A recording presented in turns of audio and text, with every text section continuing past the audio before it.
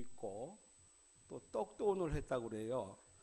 또 마라나타도 오늘 했고, 오늘 생일로 합시다. 예, 그래야 될 것 같아요. 예, 감사합니다. 우리 성가대 다시 한번 격려해 줬으면 좋겠어요. 예, 고맙습니다. 예, 감사합니다. 우리 거울 한번 보겠습니다. 우리 지난주보다 더 예뻐졌나? 한번 봐야죠. 예, 더 늙었습니까? 예, 한번 보세요. 예, 잘 보입니까? 예. 거울 없는 분, 거울. 저 거울 없는 분이 있대요. 거울 없는 분. 예. 빨리 갖다 주세요. 예. 거울은 얼마든지 제공해 드립니다. 예. 거울 잘 보셨죠? 우리 지난주에는 우리 하나님께서 나를 제일 예뻐하신다 그랬어요. 나를 제일 예뻐하신다 그랬는데, 우리 조정석 씨 말에 의하면 이래다가 큰일 나겠다. 점점 예뻐지면 큰일 나겠다 그랬어요. 예. 오늘은 우리 하나님께 한번 질문을 해봅니다. 거울 보세요. 우리 형제 중에 거울 안 봐. 자신 없어요? 자기 얼굴 볼 자신이 없습니까? 예. 한번 보세요. 예. 우리 김영재 집사님도 보세요. 너무 예쁘십니다. 예. 예. 한번 보시고요. 하나님, 따라서요. 하나님, 이 세상에서 누구를 제일 사랑하십니까? 하나님 뭐라 하실 것 같아요? 바로 너란다. 예, 바로 너란다. 그렇게 말씀하시죠. 예, 그런 것 같아요? 한번 확인해 보시고, 예, 그런 것 같아요. 예, 내려놓으시고, 다음 주에도 거울 꼭 가지고 오세요. 그런데 이것은 그냥 지나가는 말이 아니고 정말로 하나님이 나를 가장 사랑하십니다. 하나님을 향해서 하나님, 이 세상에서 누구를 가장 사랑하십니까? 라고 질문하는 자에게 하나님이 말씀하십니다. 묻지 않는 자는 하나님 관심이 없으세요. 묻는 자에게 하나님께서 바로 너란다 그렇게 말씀하십니다. 왜냐하면요, 이 세상에서 사람을 사랑하는데 혹시는 자기 생명을 버려서 사랑하는 사람이 있습니다. 그런 사랑은 꽤 있어요. 흔치는 않지만 꽤 있습니다. 그런데 자기 아들을 죽여서 사랑하는 사람은 아무도 없습니다. 이 세상에는 존재할 수가 없어요. 그런데 하나님은 자기 아들을 죽여서 우리를 사랑하셨거든요. 나를 사랑하셨거든요. 저는 우리라고 표현하지만 여러분은 나를 이렇게 표현하셔야 돼요. 그래서 요한복음 3장 16절에도 하나님이 세상을 이처럼 사랑하사 독생자를 주셨으니 이는 그를 믿는 자마다 멸망치 않고 영생을 얻게 하려 하심이라 그랬습니다. 또 로마서 5장 8절에 보면 아직 우리가 죄인 되었을 때에 그리스도께서 나를 위하여 죽으심으로 하나님께서 우리에 대한 자기의 사랑을 확증하셨다 그렇게 말씀하고 있습니다. 그러니까 제가 그냥 지나가는 말로 여러분 기분 좋으라고 하는 말이 아니고 정말로 하나님이 그렇게 대답하신다고 하는 것을 제가 여러분에게 좀 확인을 시켜 드리는 거예요. 그러니까 우리가 뭐 거울을 좀 보는 거 보면서 질문해 보는 거 참 좋은 일입니다. 저는 항상 성경에서 하나님이 말씀하시는 것을 찾아서 여러분에게 알려드리려고. 혹시 여러분 모르고 지나가는 수 있잖아요, 그죠? 하나님 나를 얼마나 사랑하시는지 모르고 지나가시는 경우가 많이 있지 않습니까? 나는 별 볼 일 없어 이렇게 자기를 비하하고 지나가는 사람도, 자신을 너무 비하해서 자살하는 사람도 얼마나 많이 있습니까? 그런데 우리 하나님은 나를 이 세상에서 가장 사랑하신다는 거예요. 우리가 그거 하나만 오늘 말씀 듣고 가도 우리가 세상을 이길 힘이, 능력이 여기서 생기지 않습니까? 그렇잖아요. 우리 하나님은 나를 이 세상에서 가장 사랑하신다. 아멘. 그 생각 가지시고 오늘 하루도 승리하시기 바랍니다. 그런데 제가 그냥 이것만 하고 끝내려고 그런 것이 아니고 바로 말씀과 연관이 있다는 거예요. 왜냐하면은 여러분, 사랑하는 사람이 있습니까? 사랑하는데 자기 아들을 죽기까지 사랑하는 사람이 있다면 그러면 그 마음은 어떤 마음이냐? 항상 같이 있고 싶어 한다는 마음이에요. 사랑하는 사람은 항상 떨어져 있기를 원하는 것이 아니라 항상 함께 있기를 원하는 것이 사랑하는 사람의 마음입니다. 그런데 사랑하기 때문에 헤어져야 되겠다. 뭐 유행가 가사는 그런 것도 있어요. 그런데 그건 말이 안 되는 얘기예요. 사랑하기 때문에 헤어진다. 사랑하기 때문에 보내준다. 그거는 거짓말이에요, 사실은. 진짜 마음은 뭐예요? 함께 있기를 원하는 거죠. 그래서 하나님께서 에덴 동산에서 아담과 하와를 만드시고 거기에 함께 하셨습니다. 너무 행복하게, 너무 즐겁게, 너무 사랑스럽게 함께 하셨어요. 그런데 반역을 일으켰죠. 하나님의 말씀을 떠나고 마귀 사탄의 말을 들음으로 인해서 그만 하나님 앞에 죄를 짓고 반역을 일으켰습니다. 죄와 하나님은 동거할 수가 없어요. 죄와 하나님은 함께 할 수가 없습니다. 그러니까 하나님께서 하나님 앞에서 결국에 쫓겨나고, 그리고 하나님께서 무엇을 두셨습니까? 두로 두는 불칼과 구룹들, 천사들을 두었다. 그래서 다시 죄인이 하나님께 접근하지 못하도록 불칼과 천사들을 두어서 지키게 하셨다는 거예요. 다시는 접근할 방법이 없어요. 그런데 우리 하나님께서 그러면 그것으로 끝나느냐? 아니다. 그래도 저들을 내가 다시 만나고 저들을 다시 내가 사랑해야 되겠다. 그래서 아들을 죽이셔서 그래서 우리가 다시 하나님과 만날 수 있도록 해주셨어요. 그것이 무엇인가 하면은 최초에는 에덴 동산이었고 그 다음에는 성막이 되기까지는 제단이라는 것이 있었어요. 그래서 노아도 홍수 후에 제단을 쌓았지요. 아브라함과 이삭과 야곱도 제단을 쌓았지요. 계속해서 제단을 쌓은 것을 보게 됩니다. 그러다가 이제 애굽에서 나온 후에 하나님께서 내가 너희들과 함께할, 너희들을 만날 수 있는 성막을 지으라. 그래서 이제 성막을 짓게 되었어요. 그런데 이 성막은 바로 예수님을 의미한다고 했습니다. 그러면 이제 예수님이 이 땅에 이미 오셨는데, 성막 자체이신 예수님이 오셨는데, 성막은 예수님의 그림자인데 더 이상 성막이 필요가 없다는 거죠. 오늘 우리가 성막을 만들 필요가 없습니다. 또 솔로몬 성전을 우리가 만들 필요가 없습니다. 그러면 어떻게 하면 되는가? 예수님이 성전이시니까 요한복음에도 그렇게 말씀하고 있잖아요. 내가 성전이다 그랬어요. 그러면 예수님이 성전이신데, 그러면 이제 예수님만 있으면 얼마든지 우리가 예배할 수 있는데, 그런데 문제는 무엇입니까? 예수님이 이 땅에 계시지 않는 게 문제죠. 그래서 예수님이 올라가셔서 예수님의 영이신 성령을 보내주셨어요. 그래서 고린도전서 3장 16절에 보면 우리 몸이 하나님의 전인 성령의 전인 것을 알지 못하느냐 그랬어요. 그러니까 성령이 오셔서 우리를 성전 삼아 주신 거예요.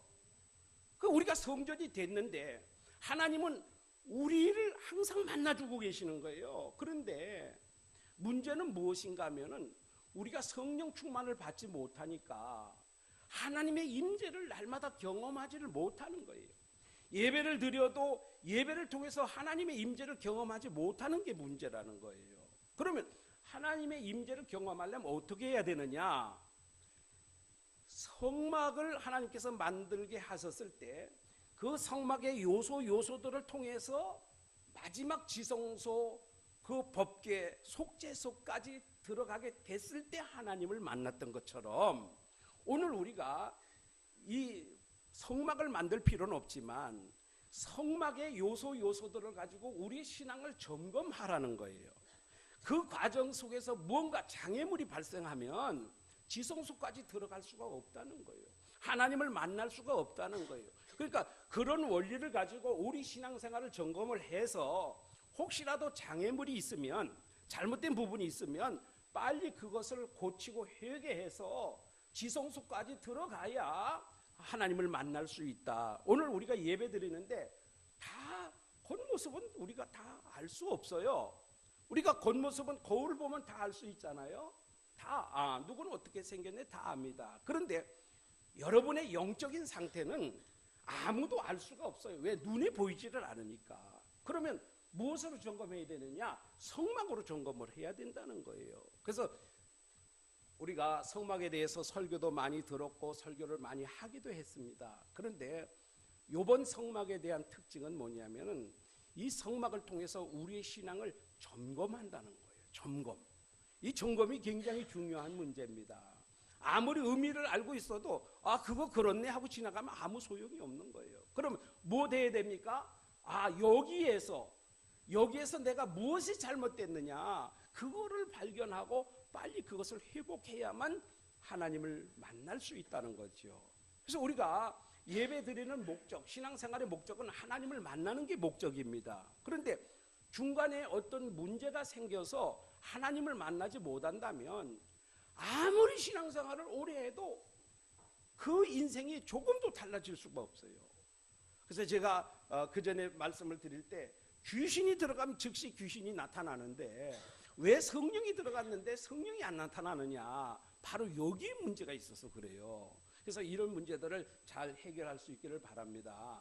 그래서 정말 우리가 오늘 예배에 나왔고 또 앞으로도 계속 예배를 드릴 건데 이것은 한 번 되는 것이 아닙니다. 이번 주에는 예를 들면은 번제단에서 잘못되어 있었는데 다음 주에는 분향단에 문제가 생길 수도 있어요. 그러니까 매주 점검이 이루어져야 되는 거예요. 매주 이 성막을 우리가 아주 꿰뚫고 있어야 돼요. 마음속에. 그래서 제목이 뭡니까? 내 심령에 성막을 세우라. 어디 땅에다 세우는 것이 아니라 내 마음속에, 성전인 내 마음속에 성막을 세워서 완성이 되면 그 성막을 통해서 보면 금세 다 알 수 있잖아요. 그러니까 그런 것이 우리에게 가장 필요한 것이다. 그래서 지난주와 이번 주 계속 연속해서 말씀을 드리는데 정말 중요한 부분이다. 이 부분이 안 되면 신앙생활 잘하는지 못하는지 이거 분별할 방법이 없다. 그러니까 이것을 여러분 그냥 쉽게 넘기지 마시고 내가 천국 가는 그날까지 이것은 나의 신앙의 이 체크리스트다 이렇게 생각하시고 잘 해주시기를 부탁을 드립니다. 그럼 우리 하나님께서 우리를 그렇게 만나주시기를 원하는데 그러면 우리도 함께 만나주시기를 원하는 하나님께 나가야 되지 않겠습니까? 그죠? 그래서 이제 우리는 성막으로 나가는 겁니다. 성막으로 나가는데 그림 띄워주세요. 제일 먼저 보면 뭐가 있어요? 울타리가 있었죠. 지난 시간에 했습니다. 그래서 울타리 안과 밖은 뭡니까? 하나님의 보호와 하나님의 보호를 받지 못하는 것. 하나님 안에 있느냐 하나님 밖에 있느냐 이것을 의미한다 그랬어요. 그래서 구별이라는 것이 있습니다. 구별. 울타리 안과 밖의 구별이에요. 그런데 신앙은 중간지대가 없어요. 어떤 분은 한 다리는 울타리 안에, 한 다리는 세상에 둔 분이 있어요. 이번 주는 교회에 와 있고 다음 주에는 예식장 가 있고 그거 아닙니다. 절대 그렇게 될 수 없어요. 그래서 열왕기상 18장에 엘리야가 갈멜산에서 대결하기 전에 그 백성들에게 결단하라 그랬습니다. 뭐라고요? 너희가 어느까지 두 사이를 머뭇머뭇 하려느냐? 만일 여호와가 하나님이면 하나님을 따르고 또 바알이 하나님이면 바알을 따르라. 그렇게 했는데 두 백성이 아무 말도 하지 못했습니다. 왜 그래요? 자신이 없었던 거죠. 여러분 오늘 울타리 아닙니까? 밖입니까? 분명히 안에 있어야 돼요. 그래야 하나님의 보호를 받습니다. 그 다음에 이제 구원의 문에 이르게 되죠. 문은 동쪽으로 하나만 나 있다고 그랬어요. 그래서 이것은 양사방으로 지금 텐트가 보이지 않지만 양사방으로 12지파가 3개 지파씩 빽빽하게 천막을 치고 있었어요. 그런데 우리 생각 같으면 4군데 다 출입문을 내주면 성막에 접근하기 얼마나 쉽겠습니까? 그러나 하나밖에 내주지 않았어요. 왜 그렇습니까? 구원은 예수밖에 없다. 그래서 구원받을 만한 다른 이름을 준 적이 없다. 곧 내가 길이요 진리요 생명이니 나를 말미암 찾고는 아버지께로 올 자가 없다. 이렇게 말씀하셨습니다. 그러니까 뭐 세상 사람들이 이야기하는 대로 뭐 기독교는 독선이다 그런 소리 하지 말라고 그러세요. 나한테는 그런 소리 안 통한다고. 그거 신경 쓸 것도 없어요. 예수 밖에도 구원이 있다. 교회 밖에도 구원이 있다. 신학교 교수들도 그런 주장하는 사람들이 있어요. 신학교 교수는 지식 가지고 교수해 먹고 사는 사람들이에요. 그런 사람들 말 믿을 필요 없습니다. 여러분, 오직 예수 밖에는 구원이 없습니다. 구원의 문, 이거 통과하지 않으면 나머지는 자동으로 안 되겠죠. 내가 예수 믿지 않으면 하나님을 만날 방법은 그거는 뭐 생각조차 할 수가 없는 거예요. 그러니까 가장 기본이다. 어떤 분은 아무리 내가 예수 믿으려고 해도 안 된다. 그런 분을 직접 만나봤어요. 제가 부침개 전도하면서 꽤 연세가 드신 분인데 자기는 한 3, 40년 교회 다녔대요. 그런데 아무리 예수 믿으려고 해도 믿어지질 않는데 어떡하냐. 그건 뭐예요? 구원의 문을 통과하지 못한 분이에요. 다시 말하면 하나님이 선택하지 않은 백성입니다. 그러니까 참으로 안타깝죠. 그런데 오늘 예수가 믿어지십니까? 얼마나 큰 축복입니까, 여러분? 그러니까 구원의 문을 통과하지 못하면 아무것도 이루어질 수가 없다는 사실 여러분 꼭 기억하시고 오늘 점검해 보세요. 아, 예수님 믿어지는가? 오늘 말씀 설교가 믿어지는가? 하나님 말씀을 읽으면 그것이 믿어지는가? 그런 것을 한번 점검해 보면 분명히 나는 구원의 문을 통과했는가 못했는가? 이것을 우리가 가장 기본입니다. 그것을 잘 생각하시고 그 다음에 안으로 들어가면 뭐가 있습니까? 번제단이 있지요. 번제단은 예수님의 십자가의 죽으심을 상징하는 것입니다. 나를 위해서 대신 죽으신 예수님. 예를 들면 하나님께서 죄인이 하나님을 만날 수 있는 길을 열어주셨는데 자기가 죽어야 되는데 사람이 죽으면 안 되니까 짐승을 죽여서 대신 불로 태우고 번제로 드려서 그 제물로 삼고 그래서 하나님을 만날 수 있는 길을 열어주셨는데 그것이 예수님의 십자가의 죽으심입니다. 그렇다면 오늘 나는 어떻게 돼야 되는가? 나는 예수님이 나를 위해서 십자가에 죽으신 것을 확실하게 믿어야 되죠. 그래서 원죄가 사함받았다는 사실을 확신해야 됩니다. 확신. 근데 또 다른 교단에서는 예수 믿어도 구원에서 떨어져 나갈 수 있다 이런 얘기를 해요. 그건 아닙니다.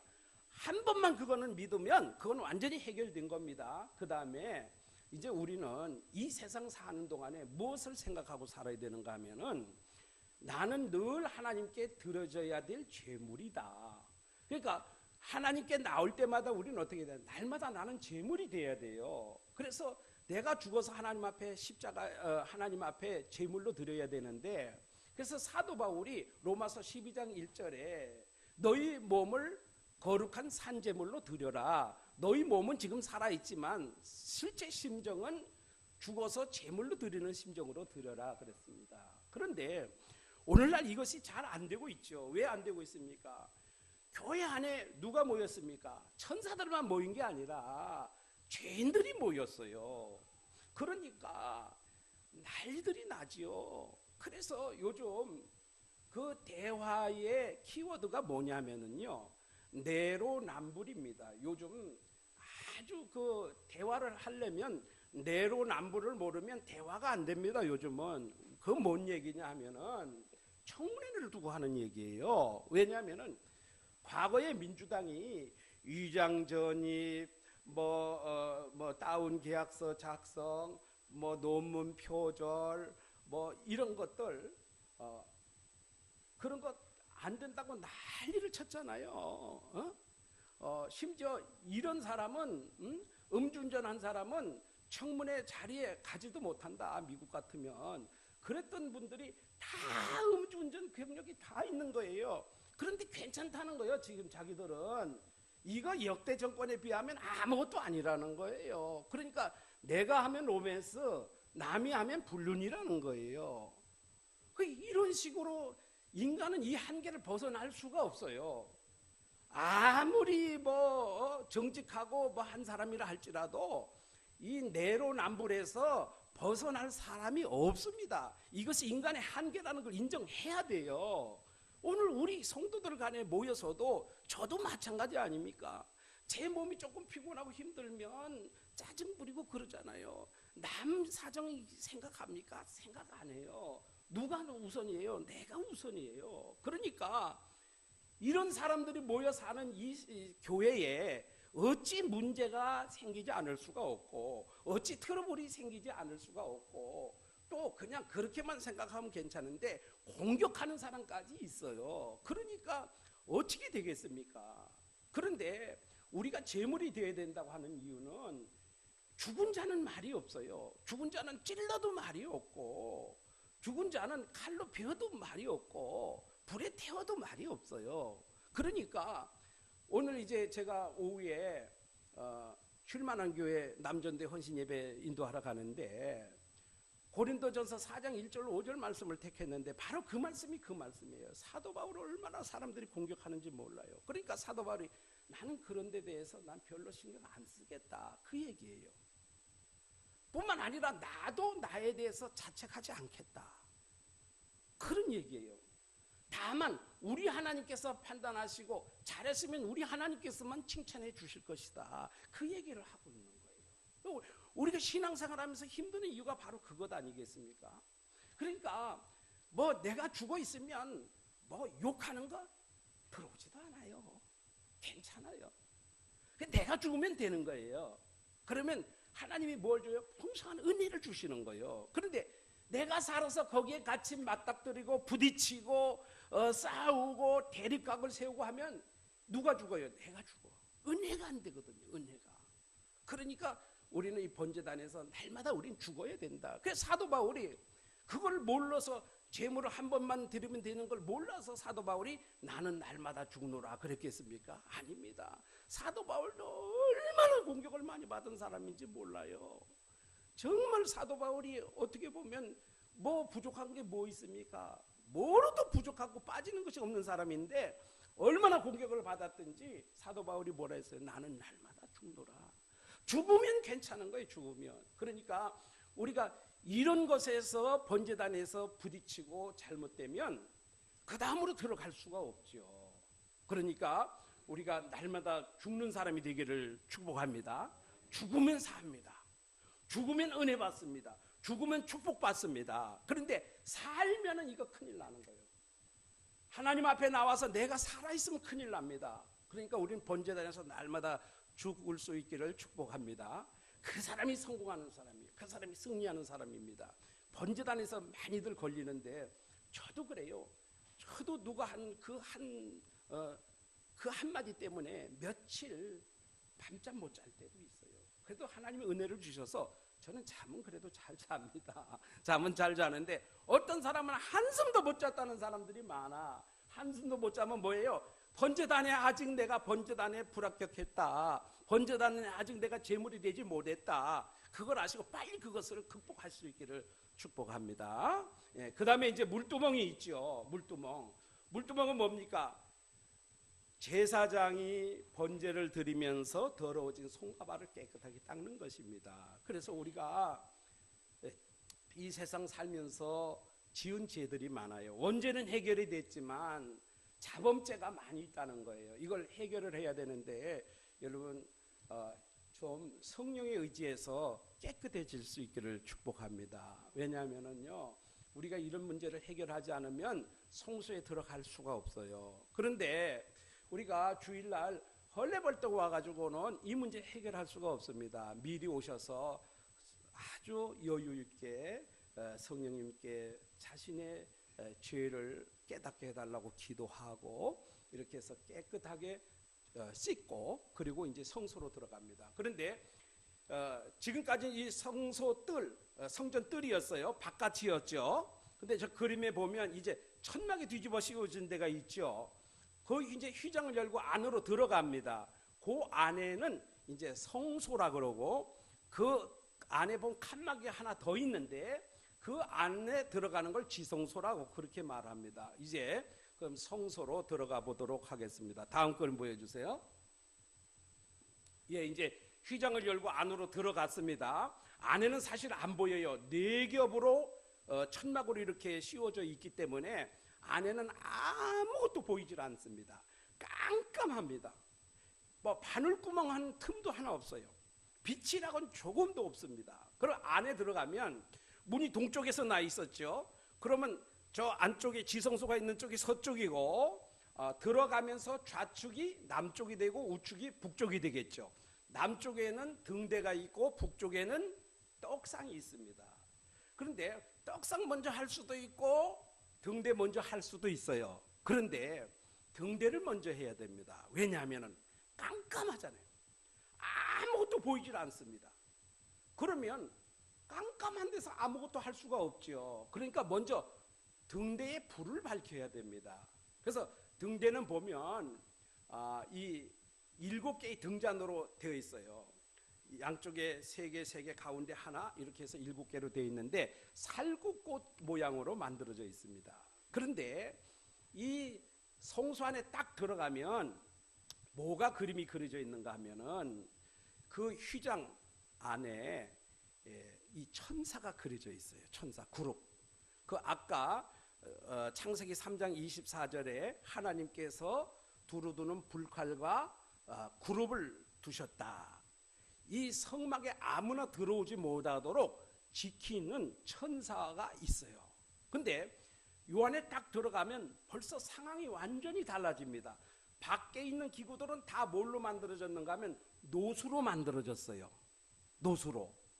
그런데 이 안에 딱 들어가면 모두가 금으로 다 씌워져 있어요. 그러니까 안에만 딱 들어가면 휘황찬란한 거예요. 모든 게 금으로 다 씌워져 있으니까 한번 그 금으로 씌워진 데 불을 한번 쫙 비춰보세요. 상상을 못할 정도로 아름답겠죠. 그 다음에 거기에 그룹들이 또 나무들이 또 짐승들이 이렇게 기록이 새겨져 있어요. 그것은 뭐냐면은 에덴 동산을 상징하는 거예요. 에덴 동산. 그러니까 이 성소에는 지금 제사장들만 들어가는데, 대제사장 들어가는 게 아니라 제사장들만 들어가는데 벌써 여기에서 에덴 동산이 어느 정도 회복이 되고 있다는 것을 보여주고 있는 거죠.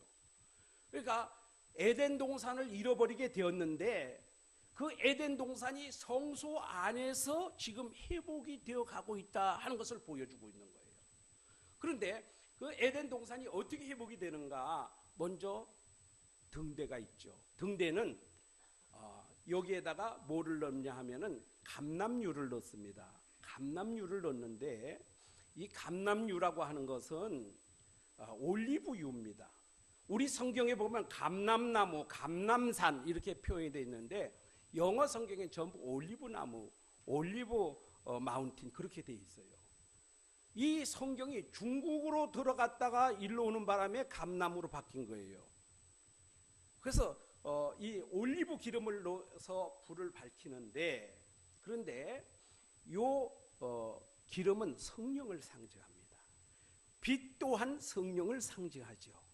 그러니까 이 하나님의 어떤 일을 하는 데 있어서는 절대로 성령의 역사와 성령의 인도가 없이는 할 수가 없다는 거예요.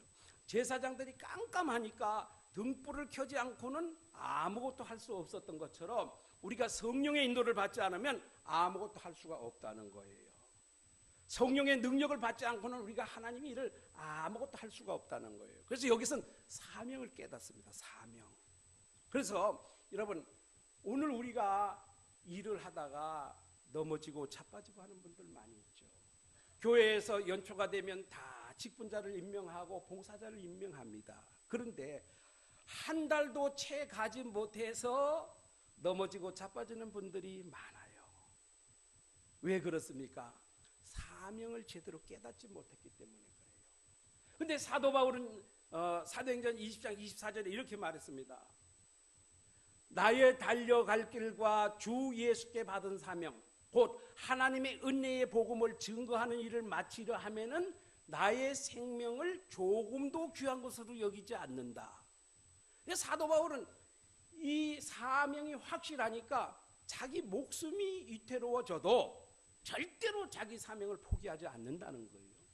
여러분, 오늘 우리가 하나님의 일을 하면서 자기 사명감이 투철하지 못하니까, 사명감이 분명하지 못하니까, 성령의 역사와 성령의 인도를 제대로 받지 못하니까 하나님의 일을 하다가도 헌신짝처럼 버려버리는 거예요.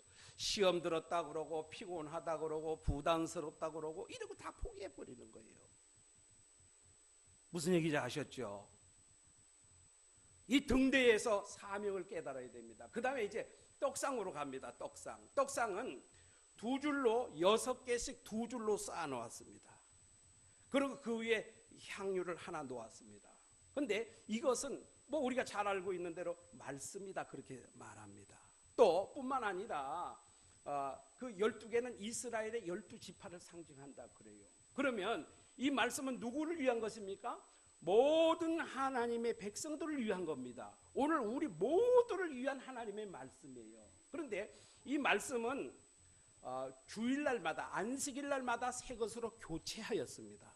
그러니까 안식일날마다 주일날마다 나와서 말씀을 먹어야 돼요. 말씀을. 그러니까 우리는 육의 양식을 먹는 것처럼 영의 양식은 말씀을 먹어야 돼요. 그런데 오늘 이 말씀을 두 가지로 나눠볼 수가 있어요. 말씀을 공급하는 자와 말씀을 먹는 자로 나눠 볼 수가 있어요. 말씀을 공급하는 자는 어떻게 해야 되겠습니까? 다른 떡을 주면 안 돼요. 누룩 섞인 떡을 주면 안 돼요. 절대로 주 안에 들어가는 것은 누룩이 섞인 떡은 안 됩니다. 누룩이 없는 떡, 다시 말해서 부패한 인간의 어떤 요소가 들어간 그런 말씀은 안 된다는 거예요. 정확하게 하나님의 말씀을 먹여야 된다는 거죠. 그런데 보세요. 잘못된 말씀을 먹으면 어떻게 될까요? 잘못되죠. 탈이 나지요. 음식이 상한 음식을 먹으면 어떻게 해요? 식중독 걸리죠. 그러니까 어떤 말씀을 먹어야 돼요? 신선한 말씀을 먹어야 돼요. 건전한 말씀을 먹어야 돼요. 그래서 이것은 말씀을 전하는 자의 책임이다 그렇게 볼 수가 있어요. 제가 늘 이야기합니다. 저는 뭐 설교를 잘하는 것도 아니고 또 뭐 유명한 설교자도 아니고 또 뭐 감칠맛 나는 설교자도 아니고 하지만 재료는 신선합니다. 제가 늘 그렇게 이야기합니다. 재료는 여러분 절대 제가 전하는 말씀 여러분 들으시고 무슨 신앙이 탈날 만한 그런 말씀은 제가 증거하지 않았다고 생각됩니다. 일단은 신선한 말씀, 건전한 말씀, 누룩이 들어가진 말씀을 전해야 돼요. 그럼 그 다음에 이제 말씀을 받는 자들 입장에서 봐야 되겠죠. 그런데 신명기 8장 3절에도 그렇고 마태복음 4장에도 예수님이 마귀가 시험할 때 그런 말씀을 하셨습니다. 사람이 떡으로만 살 것이 아니요 하나님의 입으로부터 나오는 모든 말씀으로 말미암아 살 것이라. 여기 모든이라는 것이 굉장히 중요합니다. 때로는요 하나님의 말씀이 우리에게 꿀과 꿀송이처럼 단 것이 아니라 나의 심령을 수수하는 것 같이 아픈 말씀도 있어요. 그런 말씀도 우리가 능히 먹어야 돼요. 그런데 사도 바울은 고린도 교회를 향해서 내가 너에게 밥으로 먹이지 아니하고 단단한 것으로 먹이지 아니하고 지금도 죽만 먹인다 그랬어요. 왜 그렇습니까? 어리기 때문에. 그 말씀을 소화를 못하기 때문에. 그런 어린 신앙이 되면 안 돼요. 여러분 오늘 우리는 건전한 하나님의 말씀, 그런 말씀이 선포되는 그런 곳에 있어야 되고요. 그 다음에 말씀을 먹을 때는 편승을 하면 안 됩니다. 내 귀에 들려오는 내가 듣기 좋은 소리 이런 것만 들어서는 절대 안 됩니다. 여러분 가정에서 요리하실 때 여러분 그 화학조미료를 많이 넣으시는가요? 식당에 가면 어때요? 식당에 가면 MSG라 해가지고 그런데 철 모르는 이 남편들은 식당에 가면 그렇게 맛있는데 당신 거는 왜 이래 맛이 없노? 이래요. 네? 식당에 가면 맛있는데 당신 건 왜 이래 맛이 없노? 이렇게 말한단 말이에요. 그러면 그것을 준비한 아내의 마음은 어떨까요? 억장이 무너지죠. 당신 생각해서 그래. 당신 생각해서 그래. 그렇죠? 그래 안 그래요? 가족의 건강을 생각하니까 맛은 좀 덜하더라도 건강식으로 준비를 하는 거예요. 말씀도 마찬가지입니다, 여러분. 조미료 많이 넣어가지고 뭐 감칠맛 내는 그런 말씀에 여러분 너무 현혹되지 마세요. 그것은 여러분 영혼을 죽입니다. 듣기는 좋은데 맛은 있는데 그거 먹고 나면 몸이 탈이 나는 거예요. 그 영혼이 탈이 나는 거예요. 결국에는 하나님의 축복으로 가는 것이 아니라 변질된 축복으로 가서 그 영혼을 망치게 되는 거예요. 저는 이 말씀을 준비하면서 이 목사님들이 설교에 너무 기교 부리려고 해서는 안 되겠다. 너무 성도들의 그 입맛에 맞추는 그런 설교를 해서는 안 되겠다. 그런 생각을 했어요. 여러분 말씀 건강하게 섭취하시기 바랍니다. 이 말씀이 없으면 안 돼요. 성도는 말씀이 없으면 절대 안 돼요. 그 다음에 이제 시간이 가니까 빨리빨리 넘어가겠습니다. 분향단으로 갑니다. 분향단은 이제 그림에서 보이듯이 지성소와 딱 휘장이 막혀져 있는 그 앞에 있습니다. 그런데 성경에 보면 이 분향단의 향기는 성도들의 기도다, 그렇게 표현을 하고 있어요. 그러면 이 분향단이 하는 역할은 무엇이었을까? 제가 요즘 이 성전에 대해서 굉장히 연구를 좀 많이 하고 있습니다. 좀 어려운 책도 있고 하는데 제가 어제 발견했어요. 어제 발견했는데, 물론 성도가 기도해야 지성소까지 들어가게 되는데 그 원인이 뭐냐, 그걸 제가 어제 찾았어요. 엄청 기쁘더라고요. 근데 왜 그것이 성도가 기도하지 않으면 분향소까지 지성소까지 들어갈 수가 없는가 하는 이유를 분명히 밝혀주고 있는데, 이 분향단에서 향을 피울 때 향의 연기가 납니다. 연기가 확 피어오릅니다. 그런데 여기는 바늘 틈만한 구멍도 없어요. 빛이 전혀 안 들어오는 곳입니다. 그러면 거기서 연기가 나면 어떻게 되겠습니까? 꽉 차게 되겠죠. 성소 안에 연기가 꽉 찹니다. 그런데 지성소에 1년에 단 한 번, 대제사장도 1년에 단 한 번만 들어가는 거예요. 그런데 대제사장이라 할지라도 인간은 인간이라는 거예요.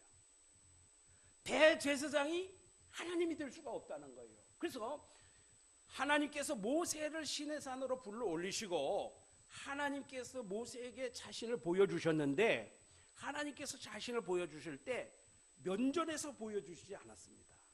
하나님의 얼굴을 보여주질 않았어요. 우리가 하나님의 얼굴, 하나님의 영광으로 이렇게 표현이 되거든요.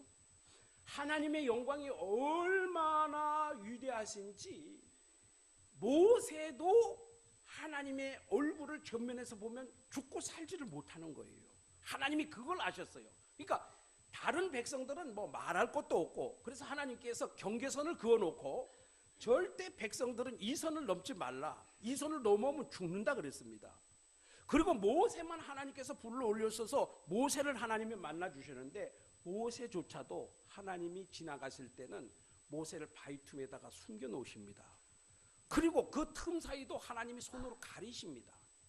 덮어 놓으시고, 그리고 하나님이 지나가시고 그 다음에 하나님의 뒷모습만 보여주세요.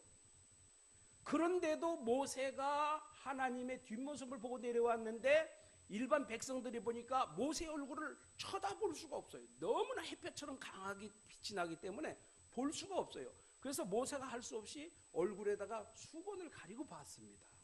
근데 1년에 한 번 대제사장이 여길 들어가야 되는 거예요. 들어가야 되는데 대제사장도 인간이에요. 맨낮으로 하나님을 만날 수가 없는 거예요. 아무리 피를 들고 가도 맨낮으로 하나님을 만날 수가 없어요.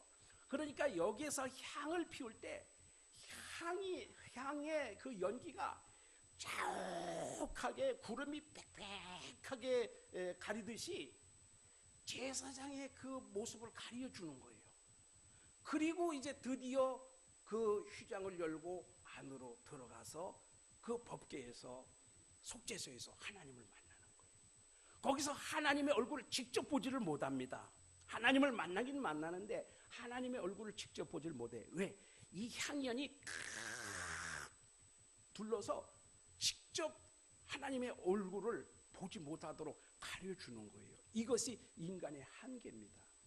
그렇기 때문에 여러분, 오늘 우리가 어떻게 지성소를 들어갈 수 있는 길이 열리느냐, 기도하지 않으면 열릴 수가 없다는 거예요. 왜 그러냐 하면은요, 우리 예수님께서 아버지 뜻을 이루기 위해서 기도를 시작해서 기도로 끝을 맺으셨잖아요. 그 다음에 기도가 우리 하나님을 만나는 교제의 방편입니다. 아무리 하나님에 대해서 많이 알아도 기도하지 않으면 절대로 하나님 만날 수가 없어요. 기도를 하나님을 만나는 방편은 기도입니다. 기도. 그러니까 기도하지 않으면 이 지성소를 휘장을 통과할 수가 없어요. 기도의 향연이 하나님께로 올라가지 않으면 우리의 죄를 가려주질 않아요. 하나님과 교제할 수 있는 그 길을 열어주질 않아요. 여러분 산 높은 데 올라가가지고 밑에 쫙 구름이 이렇게 덮여오는 그런 모습을 한번 보세요. 자신의 모습까지 쫙 구름이 감싸는 그런 걸 한번 상상 한번 해보세요. 하나님께서 그렇게 해주지 않으면 우리는 하나님을 만날 수가 없어요. 그러니까 기도해야 되는 거예요. 근데 여러분, 아이고, 그럼 나는 하나님 만나기 다 틀렸네. 난 기도 안 하는데 어떻게 하나님 만나나. 그런 생각이 겁이 나시죠. 그런데요, 겁나실 필요 없어요. 왜냐하면요, 기도는 내가 하는 게 아니고 하나님이 하십니다. 내가 기도하는 자리에 나오기만 하면 성령께서 다 알아서 우리의 기도를 인도해 가시는 거예요. 문제는 뭐예요? 우리가 기도하려고 생각하는 마음이 없는 것이 문제예요. 마음이 없는 것이. 어떻게 하나, 내가 바쁜데 어쩐데 아무 소용없어요. 다 필요 없어요. 문제는 뭡니까? 내가 하나님께 기도해야 되겠다 하는 이 마음, 이것만 있으면 하나님께서, 성령께서 인도하시고 기도도 성령께서 이끌어 가신다고 성경에 분명하게 말씀하고 있지 않습니까? 기도 내가 하는 거 절대 아니에요. 두려워할 것도 없어요. 그냥 하나님 나도 기도 좀 하고 싶어요. 하나님 나도 기도하고 하나님과 좀 만나고 싶어요. 이 마음만 있으면 돼요. 성령께서 이끌어 주실 줄로 믿으시기 바랍니다. 하나님은 절대로 불가능한 걸 하라고 말씀하지 않습니다. 하나님이 다 해놓으시는데 너희는 뭐만 해라? 순종만 해라. 그것만 말씀하시는 거예요. 그 이제 안으로 들어갔습니다. 거기에 법궤의 그림이 없지요. 예.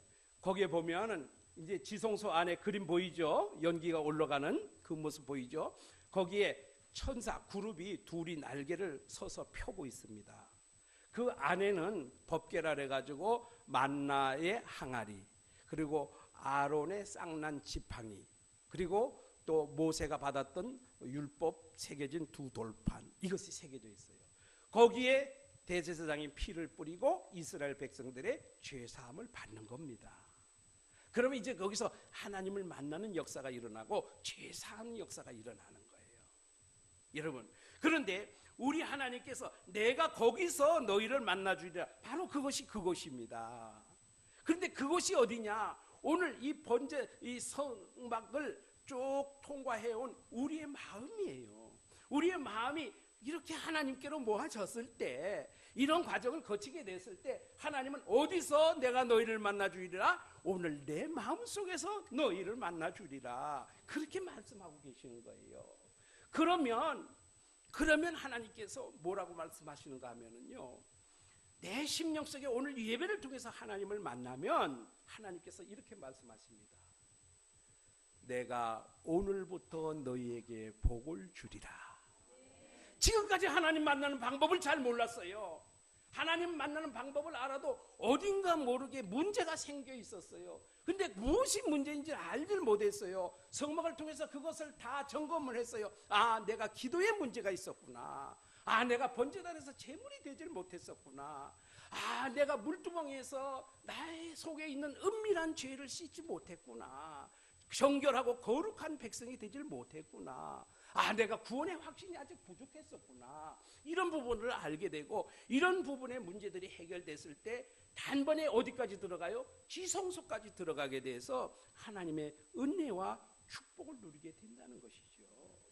그 이왕 예배 드리면 그렇게 예배 드려야 되지 않겠습니까? 이렇게 예배 드릴 때 우리 하나님이 말씀하시는, 그래서 예수님께서 요한복음 4장 23절 24절에서 말씀하시는 그 진리와 성령으로 드리는 예배가 바로 오늘 이 예배인 거예요. 이걸 말씀하시려고 하나님께서 이렇게 말씀하신 겁니다.